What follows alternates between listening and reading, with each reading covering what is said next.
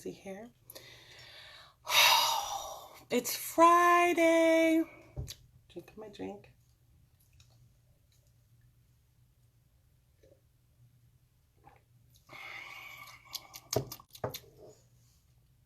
That's good stuff. Okay, it's Friday.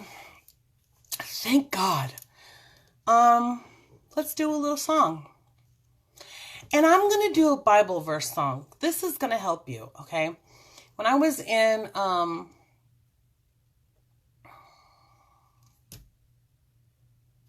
growing up, junior high, high school, we went to camp. Shout out Forest Home. And they did a lot of Bible verses to song, to like music. And it was really helpful, honestly. Hold on.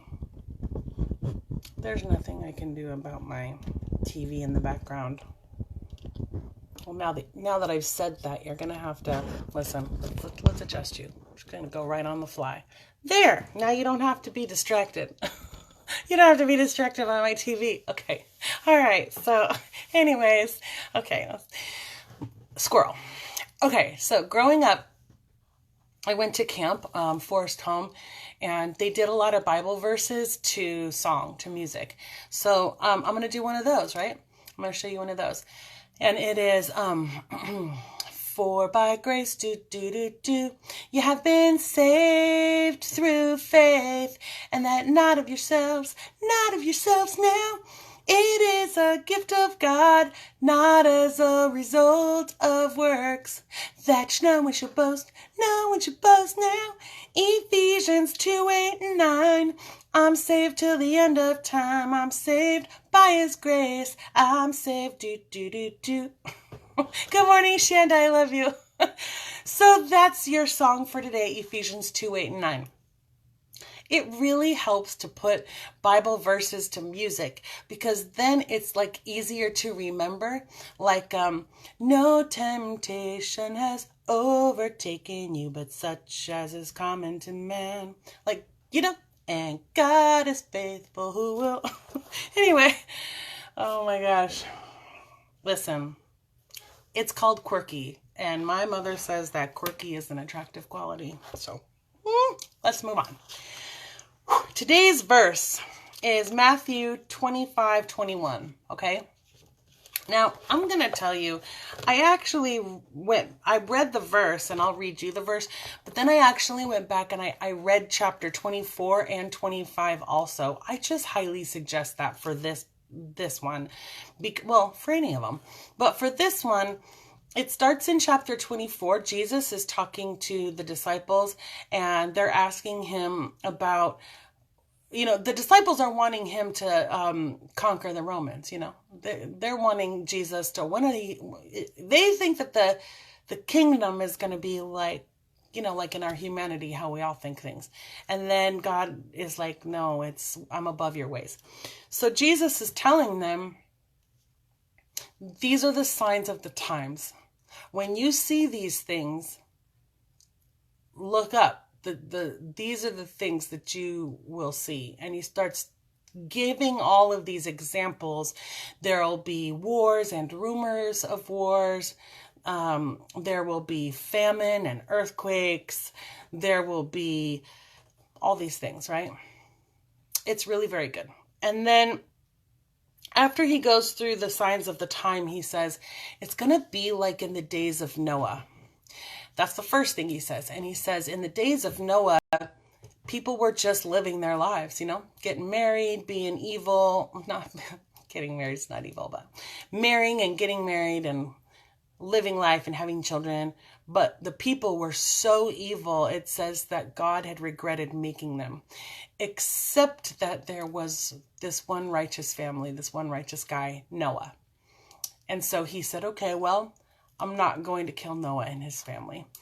And so Jesus is telling that it's like in the days of Noah. People thought Noah was crazy as he was building the ark.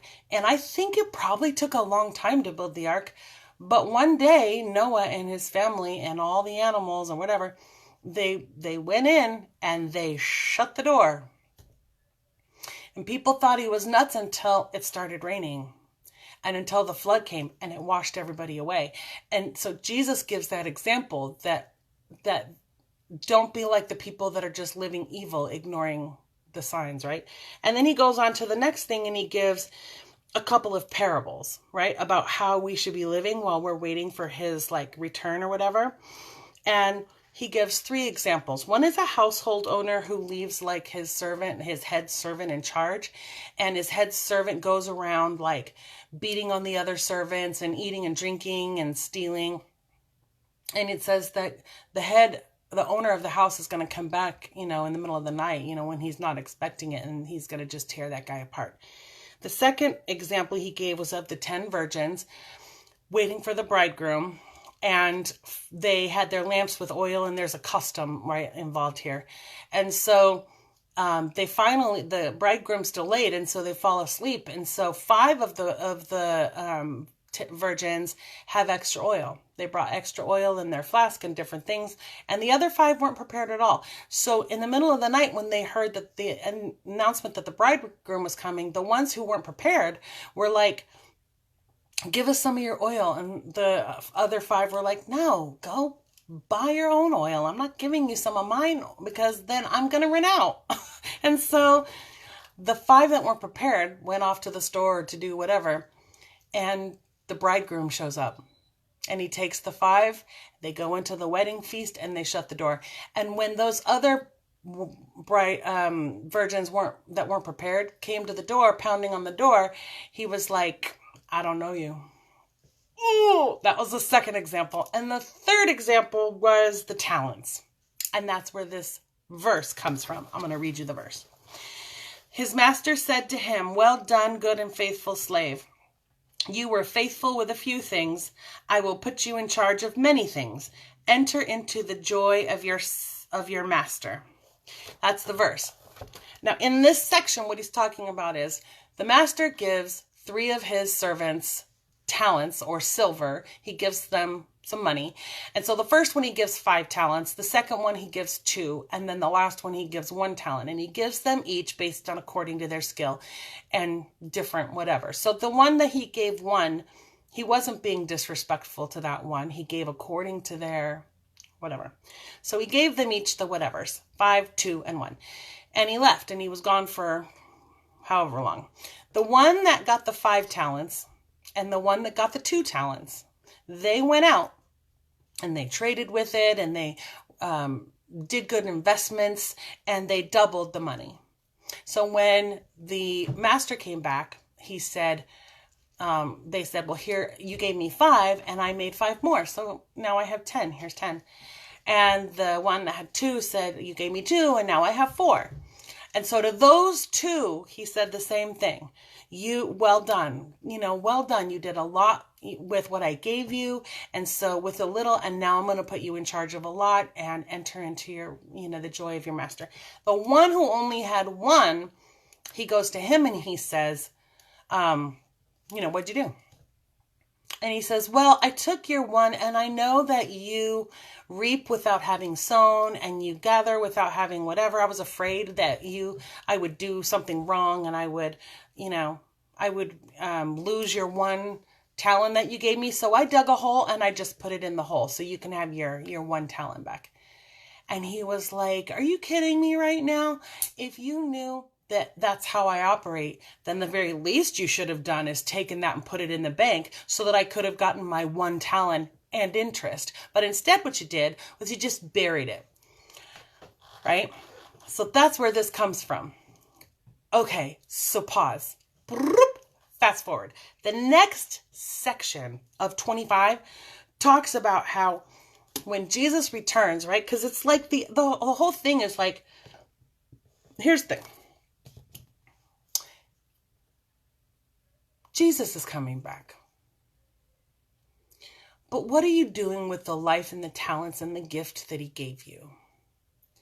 When he returns, are you just going to be selfishly living your life for you, being evil and hateful? Or maybe you're saved and you're just being like lazy. You're just lazy with your gifts. You don't want to use the things God gave you. You don't want to care for the poor. You don't want to care for the widows and the orphans. You just don't care about those things. Or when Jesus returns, will you be about your Father's business? He may have given some people more or different talents than you, but he gave you something. What are you doing with the something that he gave you? That's right, the thing. But the other thing at the end of 25 is this. He separates the people who know him and the people who don't. And the people who don't know him, they're like, but Lord, we did all these things in your name. You know, we fed people and we did this and that. And he's going to say, depart from me because I don't know you. And here's what I am going to give you as an example. Here's the first thing. When God separates the people who know him and who don't, he knows me. He's my dad. He can know you too, right? So once that happens, what did you do with the things that I gave you? I don't want to just be saved by the skin of my teeth and be like, okay, well, you slid into home plate. I mean, come on in. I want to, what we do for him is the only thing that survives. Nothing else survives the fire. None of it. So, right? But here's the thing I want to tell some of my non-Christian friends. You know, I know that you look at me and you're like, I love maybe how she is so passionate about her religion or her faith or whatever. I just want to propose something to you. So first, Jesus was a real man. We all know. You can factually look that up. Real man in history, really a thing. That's not a discussion or a debate. Just go do some historical research because, and then come back, you know, pause and then come back. Real man. Let's say that you have a son or daughter and your son or daughter jumps in for me to die for me. They say, don't touch Holly. Don't touch Holly or her children because, or, you know, I'll take that penalty. And your child gets beaten beyond recognition, gets their flesh ripped off, gets nailed up to a tree, and they suffocate to death in a horrific manner. And they did that for me. But then I look at you and I say, well, first of all, I don't know that your child's actually dead. I haven't seen them in a while, but I mean, people live, anyway, crazy lives. But let's just say I didn't need them to jump in for me. So your kid was stupid. How do you feel about me? How do you feel about me when I say that about your baby? Because at the end of your life, you're going to have to look at God and have that discussion about his baby. So when you're talking about how would a good God send people to hell? Well, he's not going to. But he gives you the choice of what you're going to do with his son. And one day you will see him face to face, period. And when you do, how do you feel about me having spat on the death and the destruction that your kid went through? Do you feel like we're friends? Or do you feel like, yeah, Holly, drive through. I don't know you.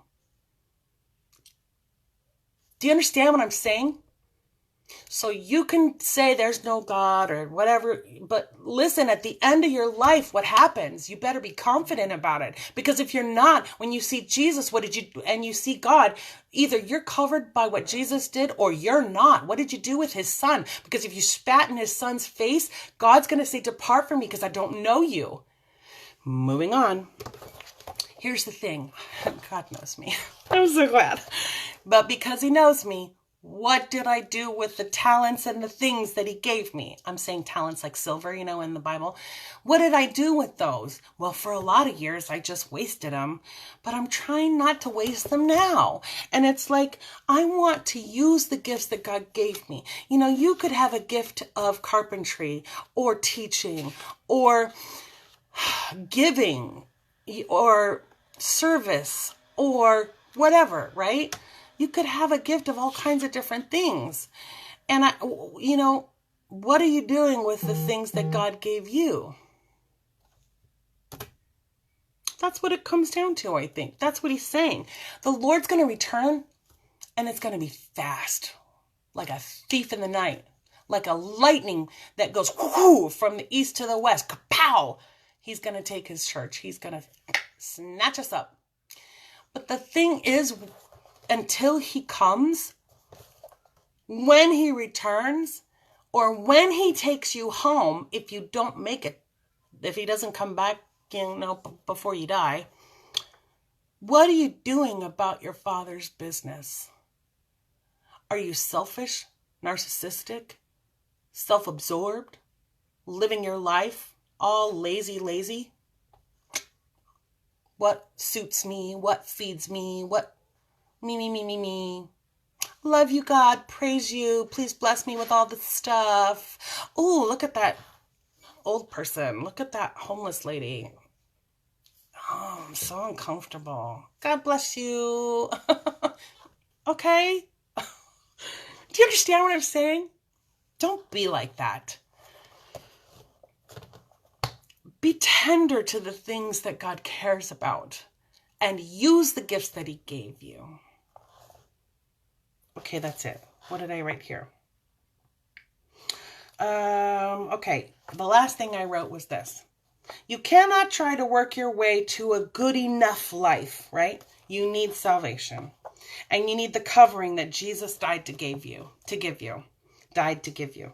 And then I said, and then live a life that's honoring to that sacrifice and honoring to your gifts. Okay, that's it. I love you like a crazy person. I hope you have a wonderful weekend.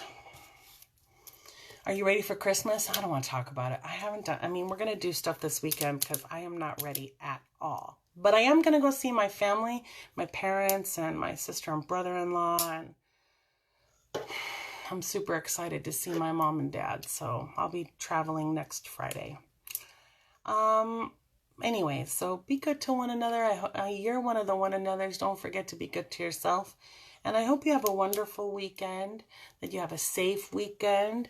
Get your priorities straight. Start your morning with a little bit of Jesus so that you can handle the traffic and the crazy people. And ask God to keep your eyes open for the things that you might encounter that you could be a blessing on.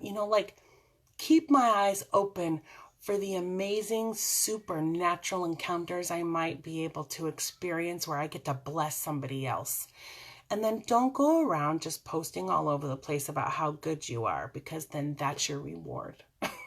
Don't let your right hand know what your left hand is doing. But just, it feels good. All right, I gotta go. I got stuff I gotta do. I love you. And I mean it, peanut. Mwah.